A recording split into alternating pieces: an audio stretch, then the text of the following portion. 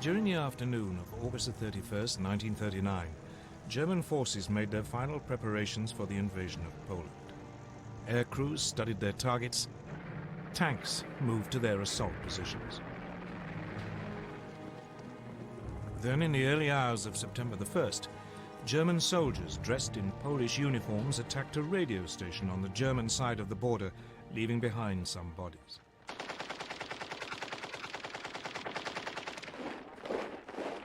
This was the aggression which Hitler later used to justify his attack.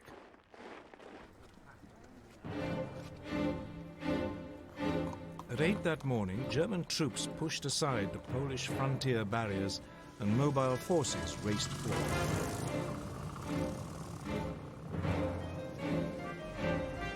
2 days later, on September the 3rd, Britain and France declared war, honoring their promise to stand by Poland. But by then, the Poles were in deep trouble. They were not only outnumbered, but facing a new form of warfare for which they were ill-prepared. Blitzkrieg.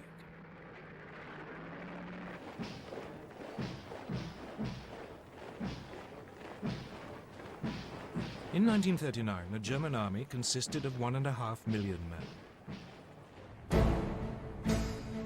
Its elite were the panzers, tanks, 6 armored divisions and 4 light divisions intended for reconnaissance, a total of 2,400 tanks. These had been designed to break through an enemy's defenses and strike deep, cutting communications and spreading confusion. Enemy strong points would be bypassed, left to the following infantry to mop up.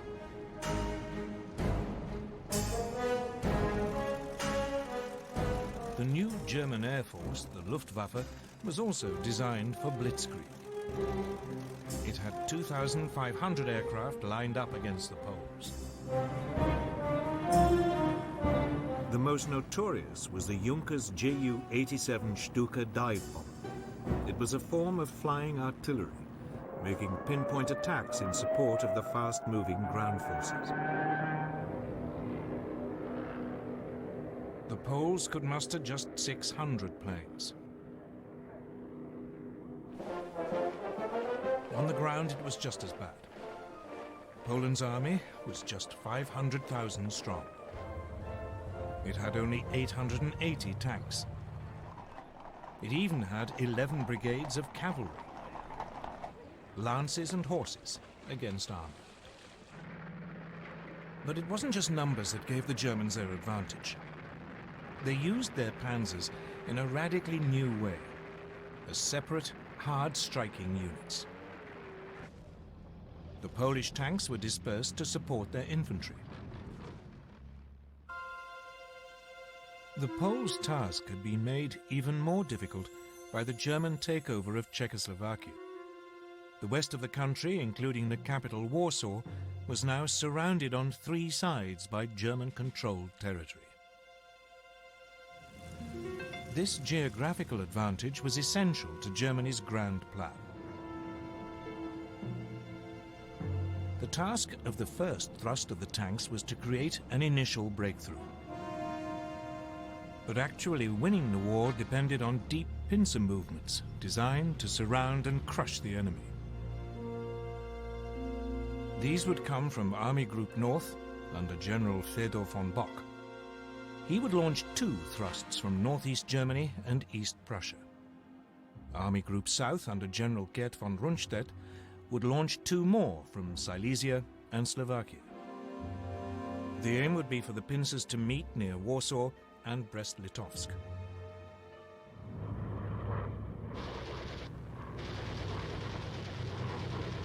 From the start, it went well for the Germans.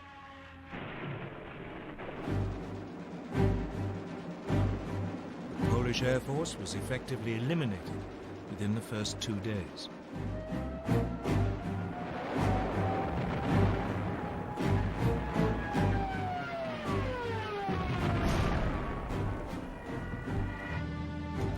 Cut through and struck deep. The Stukas and medium bombers proved devastatingly effective.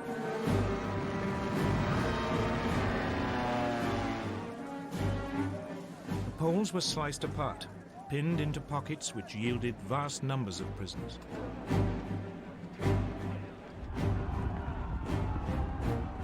Legend has it that some Polish cavalry units gallantly tried to attack the panzers, but it was futile.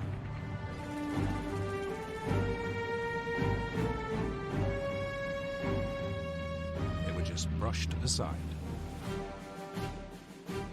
By September the 8th, the inner pincers had met up. German troops were advancing on the outskirts of Warsaw. On September the 17th, the outer pincers met at Brest-Litovsk.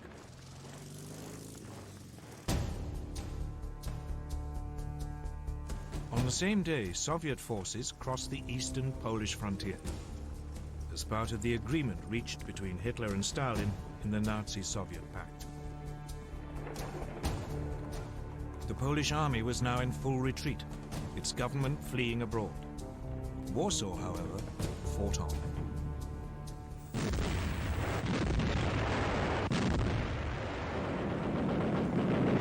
Its defenders rejected a German offer to surrender, so the full fury of the German war machine was turned on it.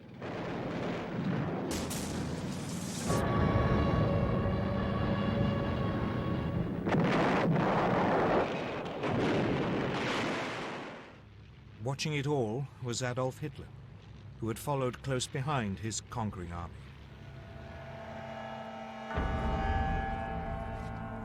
On September the 27th, Warsaw surrendered. The next day, the victors carved Poland up according to the Nazi-Soviet pact. The Soviet Union annexed slightly over half the country to the east. Germany took the rest. Both regimes began rounding up anyone who might present a danger in future. Many were murdered. And for the first time, the Germans revealed how they would behave against those peoples in Eastern Europe whom they considered inferior. They sent in the Einsatzgruppen, special SS squads, to round up Jews.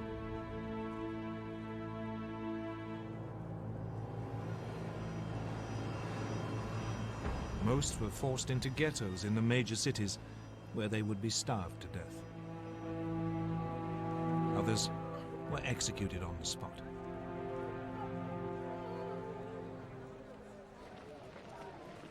This was not, however, the end of the Polish army. More than 50,000 troops escaped and eventually reached France. There, a provisional government had been formed by General Władysław Sikorski. The Poles would fight on bravely from abroad.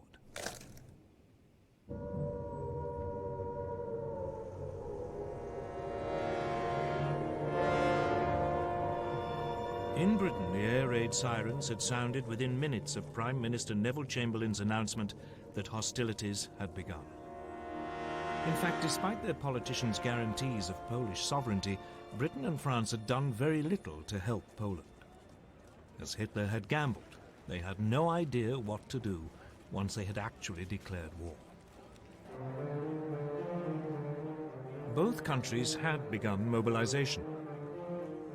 Air raid precautions were speeded up. Anti-aircraft guns were placed in major cities. Shelters were erected. Soon, children were being evacuated. Everyone had to carry gas masks, and a blackout was introduced. The British Army began to deploy its 100,000-strong expeditionary force to northern France. French troops did advance a little way inside the German border, but they refused to move beyond the protective cover of artillery range. The initiative was still firmly in Hitler's hands. And he at least knew precisely what he was going to do next.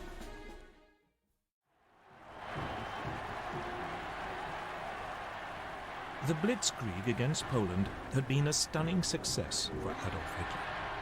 He had subdued an entire country in less than 4 weeks, and he was hungry for more. So he ordered his generals to plan to attack the British and French in November 1939, less than 2 months after the fall of Poland. His general staff was appalled.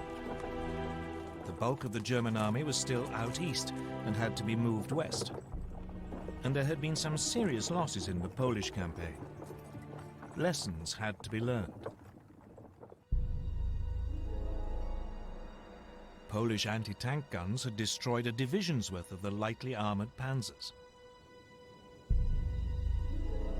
A quarter of the aircraft used had been lost. The panzers were too light and unreliable, and they had frequently outrun both their supply columns and the marching infantry. Reluctantly, after furious arguments, Hitler agreed to wait until the following spring.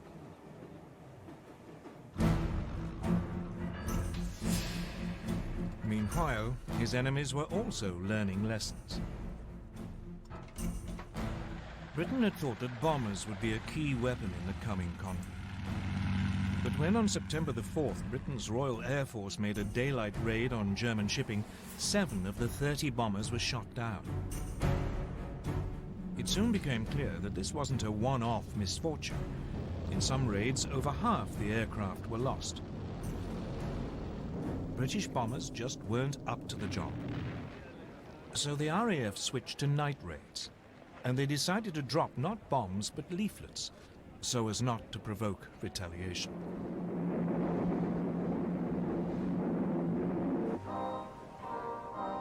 So, with the Blitzkrieg stalled and the air war quiet, the focus now went to the one remaining arena, the sea. Germany's navy was still in the middle of an ambitious building program that wasn't due to finish until 1948. The commander of its submarine arm, Admiral Karl Dönitz, planned to cut Britain's supply routes across the Atlantic. For this, he wanted 300 ocean-going submarines, but he had just 38. Nevertheless, Dönitz ensured that all available U-boats were at sea on September the 3rd, the first day of the war against Britain. That evening, believing it to be an armed merchant cruiser, U-30 sank the liner Athenia without any warning.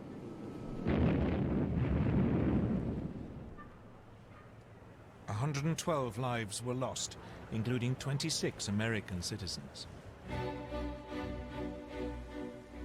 The Royal Navy dwarfed its German counterpart. It had 12 battleships. Germany had none.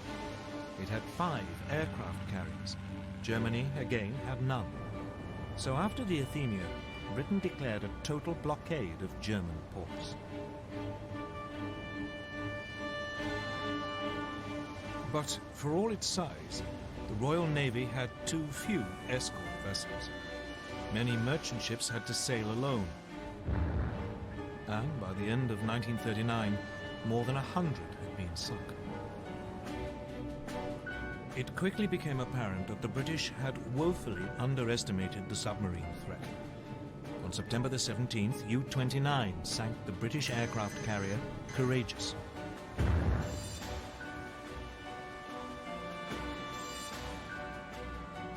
On October the 14th, the battleship Royal Oak was sunk when U-47 slipped through the defences of the British main fleet base at Scapa Flow in the Orkneys.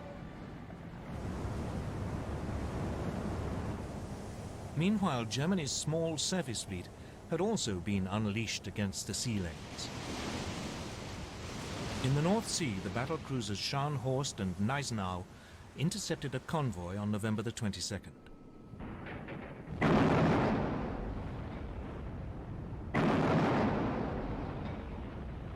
They sank its escort, the armed merchant cruiser Rawalpindi. But it was the pocket battleship Graf Spee which caused the greatest problems.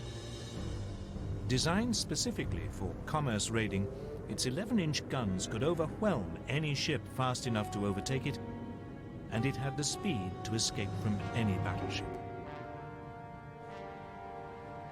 The Graf Spee had slipped away from Germany before hostilities began. Soon it was cutting loose in the South Atlantic and Indian Oceans. Finally, 3 British cruisers, Exeter, Ajax and Achilles, intercepted it off the River Plate on the east coast of South America. The British ships damaged the pocket battleship so badly that it had to take refuge in the neutral Uruguayan port of Montevideo. The Germans were then fooled into thinking that a more powerful British force had arrived. When the Graf Spee was commanded to leave port, her captain scuttled her rather than risk annihilation.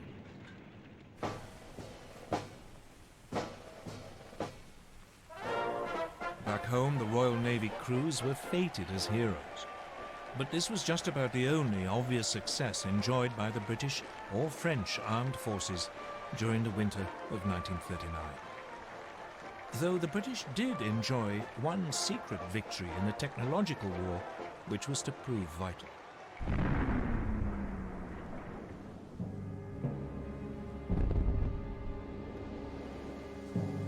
As soon as the war began, Britain began to lose large numbers of ships to German mines. What was so mysterious was that the ships didn't seem to have actually struck them. The mines had simply exploded as the ships passed nearby. Then, on the night of November the 22nd, 1939, a German plane was spotted dropping a mine at low tide in the Thames estuary. Disarmed and rescued from the mud, the mine was found to be set off by the magnetic signature of a ship passing close by. The solution was to reduce a ship's magnetic signature by hanging a copper cable round the hull and then passing an electric current through it, a process called degaussing. Once degaussing was applied to all ships, the danger from the magnetic mine was massively reduced. But otherwise, as 1940 began, the war was quiet. The two sides did little during the winter except to patrol, train, and try to keep warm, for it was a particularly cold one. An American journalist called it the Phony War. For the Germans, it was the Sitzkrieg.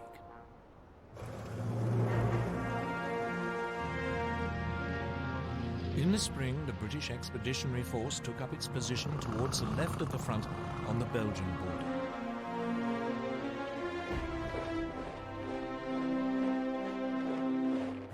But it was dwarfed by its French ally.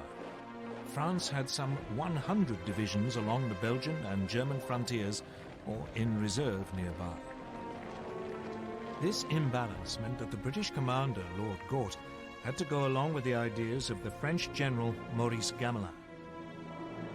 And these were entirely defensive.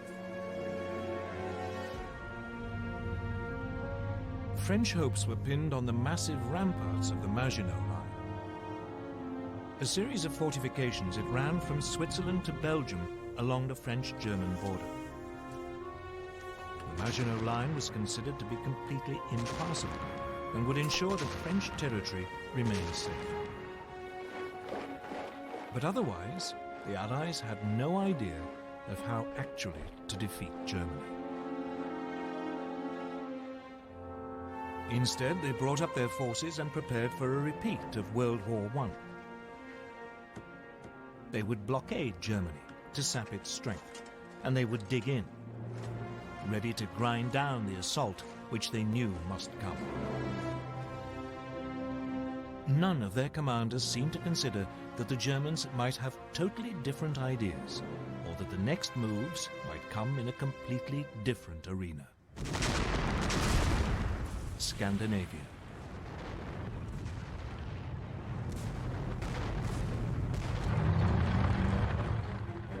On November the 30th, 1939, a new theatre of war was opened up. The Soviet Union invaded its tiny neighbour, Finland. Finland had only achieved independence from the Russians in 1918 and hated them. Soviet dictator Joseph Stalin was convinced that one day the Finns might allow the Germans in to attack Leningrad and the vital Arctic port of Murmansk. The Red Army outnumbered its Finnish opponents by more than 10 to 1. The invasion should have been a walkover. But its leadership had been devastated by Stalin's terrible purges. The Finns were led by General Gustav Mannerheim. He fought back, using hit-and-run tactics amid the deep snow, often on skis. The Soviet troops, confused and poorly led, suffered massive losses. Finland's gallant resistance caught the imagination of the British and French. Soon they were planning to send help via Norway and Sweden. The fact that this might suck two neutral countries into the war was ignored.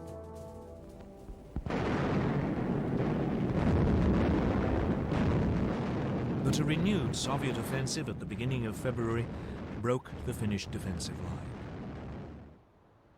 In early March, the Finns had to cede territory to Stalin.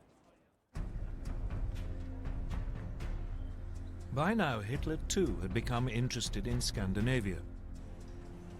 The Nazi war machine relied on iron ore from Sweden. In the winter months, the only way it could get to Germany was via the Norwegian port of Narvik. If the Allies landed in Norway, this vital supply could be cut off. So he ordered plans to be prepared for an invasion of Norway. Denmark, which was in the way, would also have to be seized. The Norway theatre heated up on February the 16th, 1940. The British destroyer Cossack boarded the German supply ship Altmark in a Norwegian fjord to release prisoners.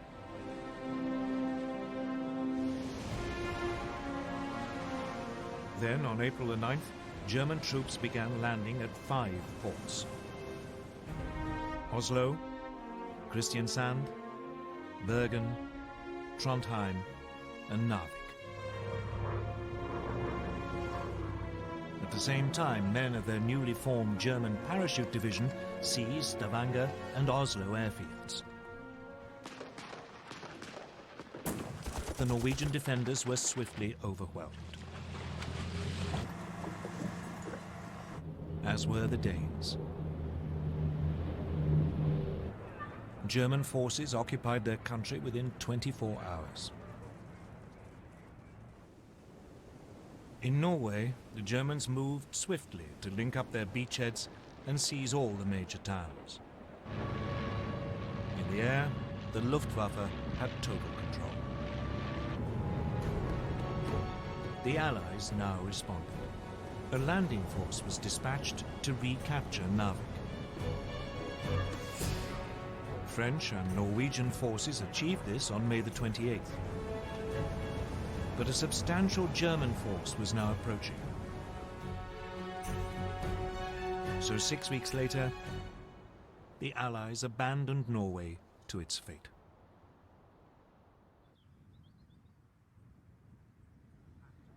Hitler had spent most of that winter and spring at his country retreat, the Berghof in southern Bavaria.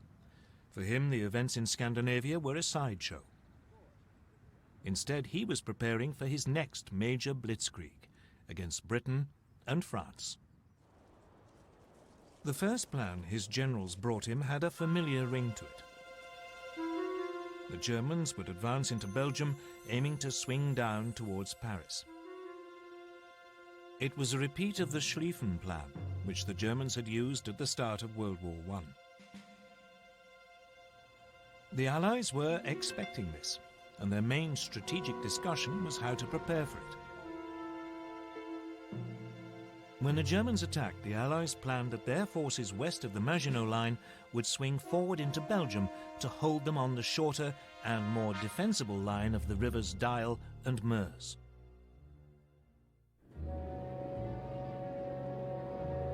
Then, on January the 10th, 1940, a German liaison aircraft lost its way and crashed in Belgium.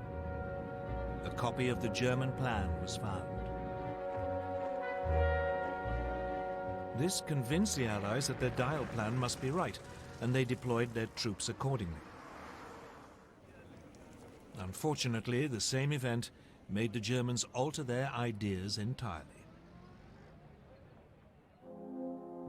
Chief Planner General Erich von Manstein had always thought the original plan unimaginative. He was worried that the German forces would become bogged down, as in World War I, and that his country would lose a long, drawn-out war. So he proposed to Hitler that the main thrust should be made at the point where the Maginot Line ended, and where the Allies were most vulnerable as their Western armies moved forward. Virtually all Germany's panzers would be gathered opposite the Ardennes in southeast Belgium. The Allies considered this hilly and wooded area almost impassable for tanks. It was, therefore, lightly defended. The plan was to drive deep behind the Allied armies, which would have advanced into Belgium. They could then cut them off, and all the forces sitting in the Maginot Line would be bypassed. It was a high-risk strategy. The German armor could become stuck in the forest, but Hitler loved it. So the German forces were redeployed without the Allies knowing. The Allies, meanwhile, prepared for their long defensive war. In addition to the formidable barrier of the Maginot Line, they had a slight advantage both in manpower, some 110 divisions available against 95 German, and in armor, about 3,000 vehicles against 2,700. The French also had the better tanks. Their 32-ton Char-Bay had both 75 and 47mm guns. Its disadvantage was that the main gun was mounted in the hull, and so was difficult to aim. The other gun was in a one-man turret, from which the commander had to control the tank as well as man the gun. In contrast, the newest German design, the 17-ton Panzer Mark IV, had a 75mm gun in a spacious three-man turret, so its crew could work as a team, though only about 100 were available. The other main French tanks also had guns which matched those of their German counterparts, but again the French had the one-man turret. The one area where the Germans had a clear advantage was in the air. The Luftwaffe had 2,000 bombers, the Allies just 800. The Luftwaffe had 4,000 fighters, including the ultra-modern Messerschmitt Bf 109. They faced just 2,500, mainly older aircraft. The Royal Air Force did have about 800 excellent Spitfire and Hurricane fighters, but it was keen to keep them for home defense. But the main difference between the two armies was in philosophy.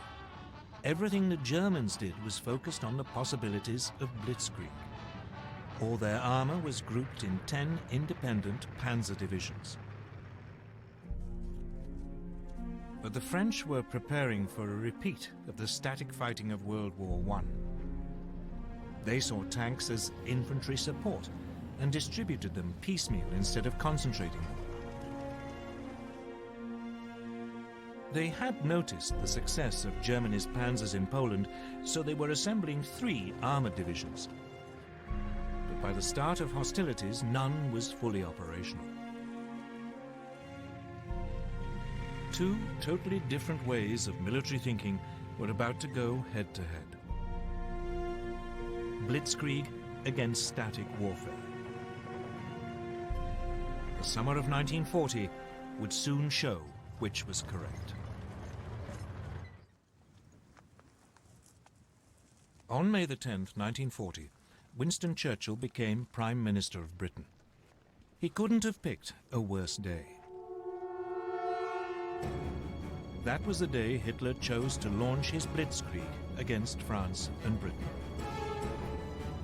At dawn, a whole German airborne division parachuted into Holland to seize bridges and airfields. Simultaneously, the massive Belgian fortress of Eben-Emael was assaulted. Paratroop engineers were dropped on top by swooping German gliders. They swiftly silenced its guns. Meanwhile, the Luftwaffe attacked Dutch and Belgian air bases.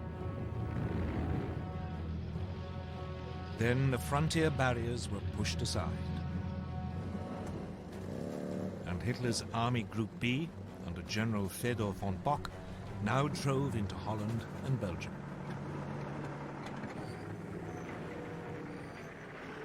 As planned, the French and British armies along the Belgian border moved forward to their new defensive line along the Dyle and Meuse rivers. But none of the Allied commanders seemed to have noticed that German Army Group A, which had the bulk of the panzers, after brushing aside the Belgian frontier troops, had now begun driving through the hills and woods of the Ardennes to their south.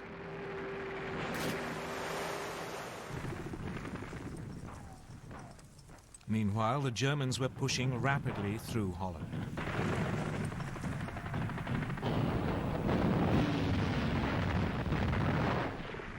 The obsolete Dutch army was no match for the highly tuned German war machine. And it was under continual heavy air attack by the Luftwaffe, which roamed the skies unchallenged. On May the 14th, the Germans demanded the surrender of the port of Rotterdam. A large force of bombers took off as the Dutch hesitated. While they were airborne, the Dutch agreed to surrender the city, but apparently a recall message never reached the bombers.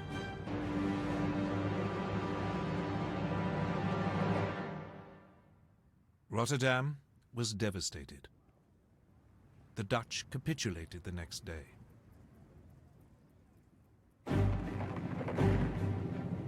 Then came the hammer blow. The thing that British and French planners had thought impossible had happened. German panzers were through the Ardennes and had reached the Meuse by the evening of May the 12th.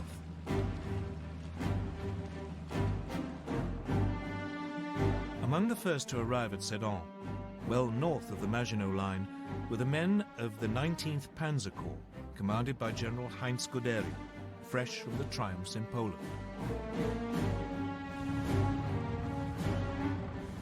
Guderian now showed how blitzkrieg should be done. He ignored the troops in the Maginot Line, and he didn't wait for his own infantry to catch up. He pushed straight on. The next day, assault troops crossed the River Meuse.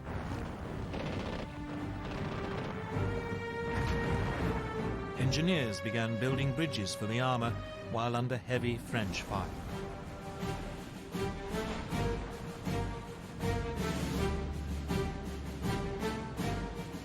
On the 14th, the panzers began crossing. That evening, Guderian's bridgehead was 8 miles deep. The French troops, stuck in the Maginot Line, were too immobile to intervene. Allied bombers made despairing attempts to destroy the German bridges.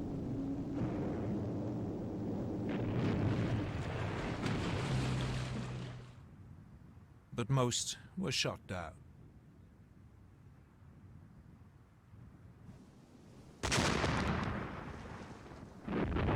All the while, German artillery pounded the French defenses while the Stukas screamed in.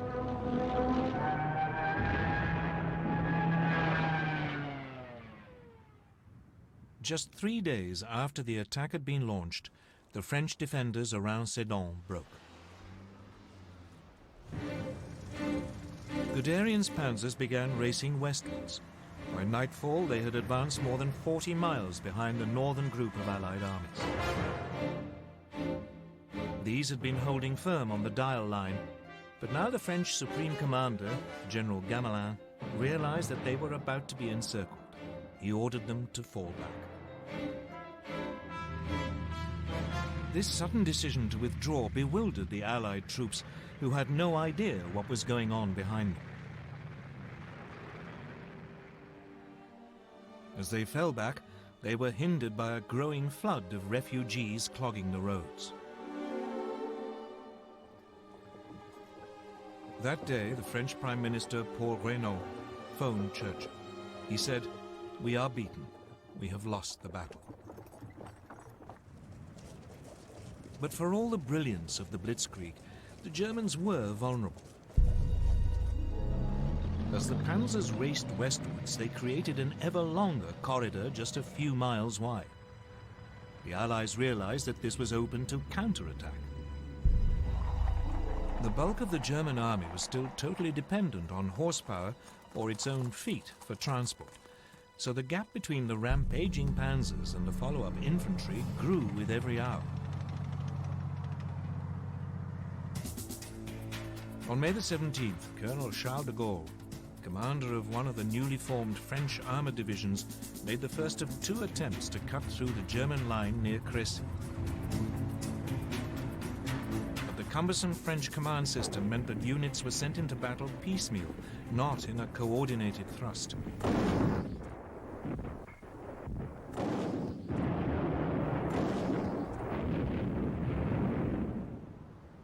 The Germans had little difficulty warding off both attacks, inflicting heavy casualties. It seemed that nothing could now stop Guderian. He plunged on, further and further into France. By the 19th, his lead units were past Péronne.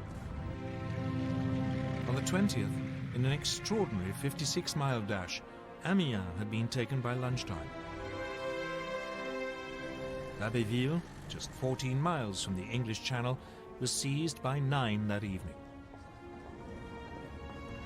And at midnight, a battalion of the 2nd Panzer Division reached the coast at Noyelles. The Germans had split the Allied front in 2. Everything now depended on whether they could defend this long, thin corridor, or whether the Allies could successfully counterattack.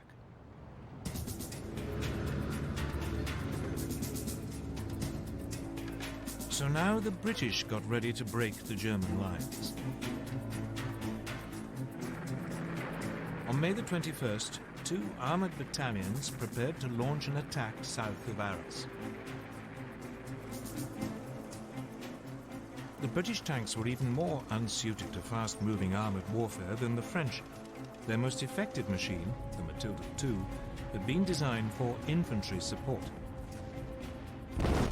Though well armoured, it was slow and undergunned.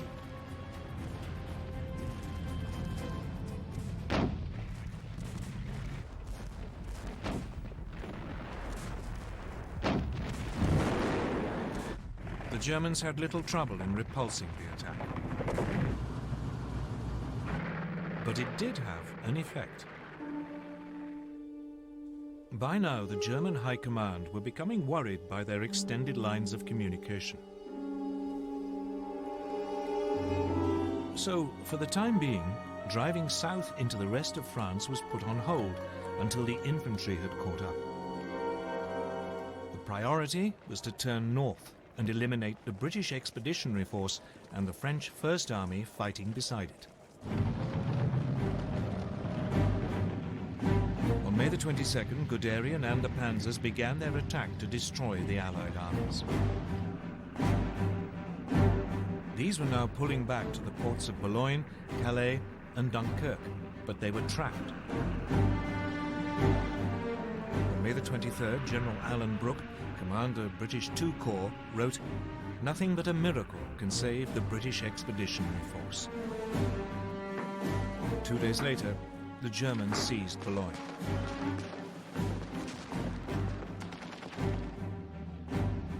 it was beginning to look as if even a miracle would be too late.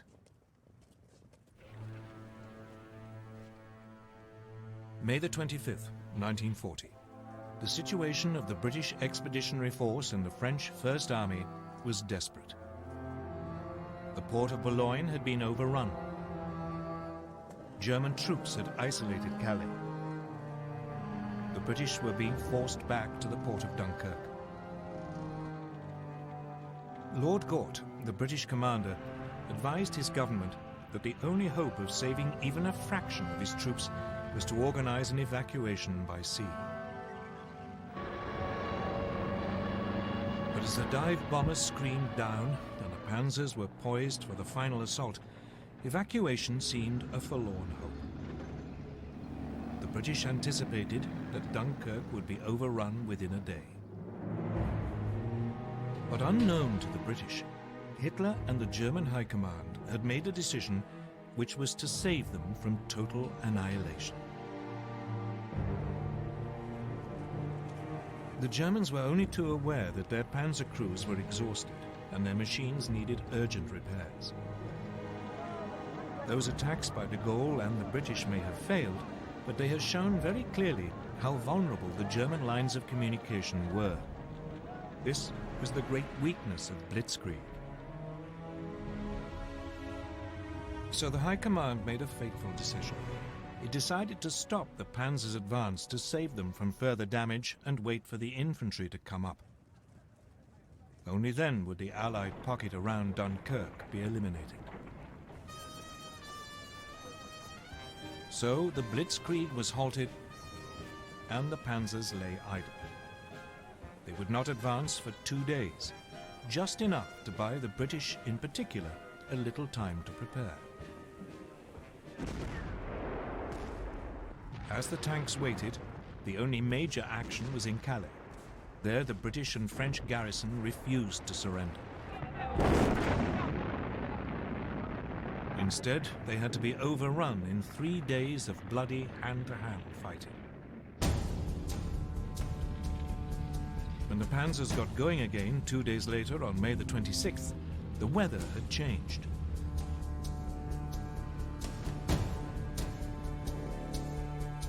The Germans became bogged down in the heavy rain, again giving the Allies more time.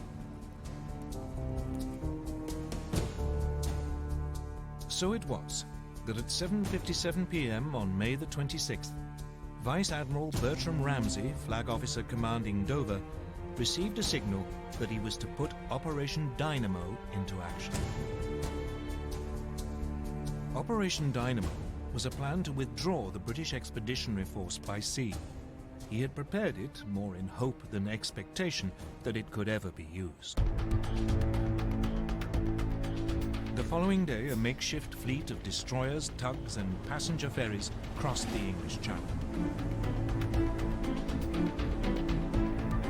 But by the end of the day, less than 8,000 of the over 300,000 troops at Dunkirk had been rescued.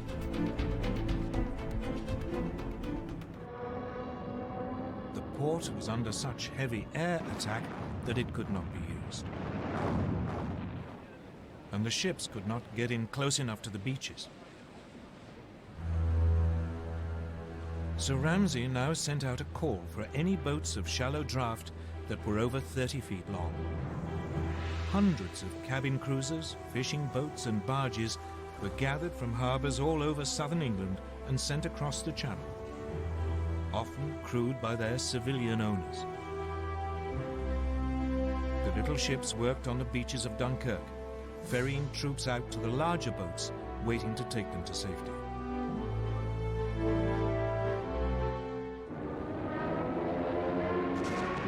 All the time, they were under constant air attack.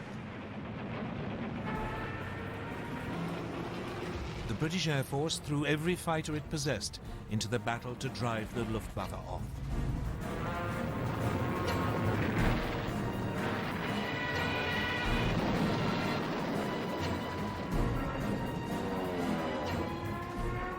Even so, 7 French and 6 British destroyers were sunk, together with 24 smaller warships.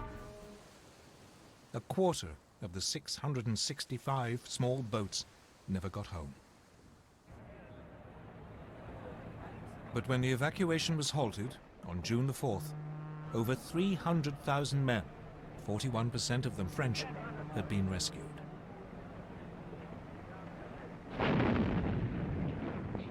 None of this would have been possible without the heroism of the French army. It played a vital role in slowing down the German advance.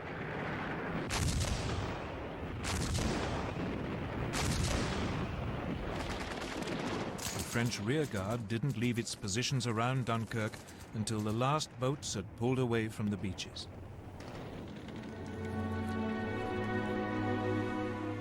One British officer compared them to the last stand of the Spartans at Thermopylae. Even so, the British army had lost most of its heavy weapons. It wouldn't be fit to fight the Germans again for a long time. France still had to fight on, but it had lost more than half its army. Against them, the Germans had 92 divisions, including masses of armor.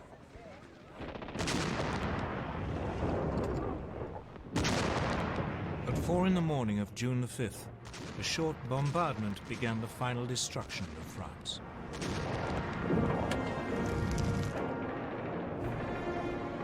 Assault troops crossed the Somme and the Aisne.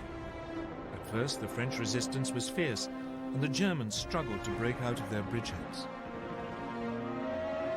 But, once again, the Luftwaffe helped crush the defenses.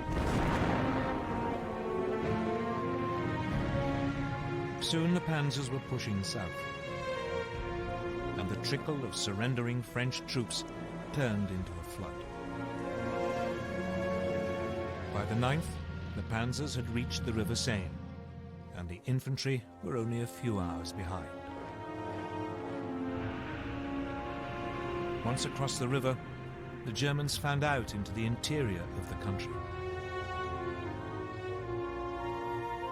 On the 14th, the German army marched into Paris.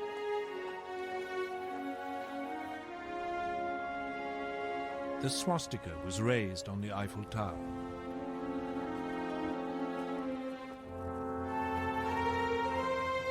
Hitler had secured the prize which had eluded the Kaiser in 1914. The Parisians could only watch in stunned horror. Throughout the period of the French collapse, Winston Churchill paid 5 visits to France, trying to bolster French resistance. On June the 16th, he even offered Paul Reynaud a union with Britain if France stayed in the fight. But it was too late. Reynaud's cabinet rejected the proposal, and the Prime Minister resigned that evening.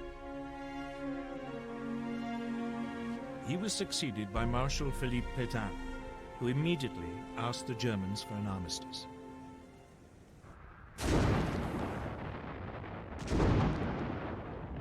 It was only now that the Germans finally began to attack the Maginot Line, which had been left isolated. After a heavy artillery bombardment, the French defenders offered only token resistance before the German troops occupied the forts.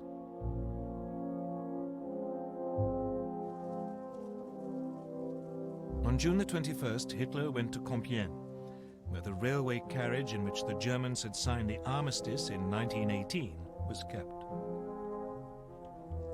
As a French delegation entered the carriage, he handed them his terms and then left. The French insisted on consulting their government, but the next day they were told that if they didn't sign immediately, the panzers would roll again. They signed, and the humiliation of France was complete.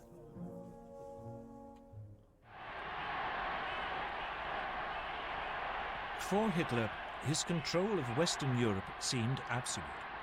He felt sure that Britain must now seek peace, and that soon he could turn to the next stage of his master plan. But even though the Blitzkrieg had achieved so much so fast, it hadn't won him the war. The British, battered and wounded, had escaped to fight another day.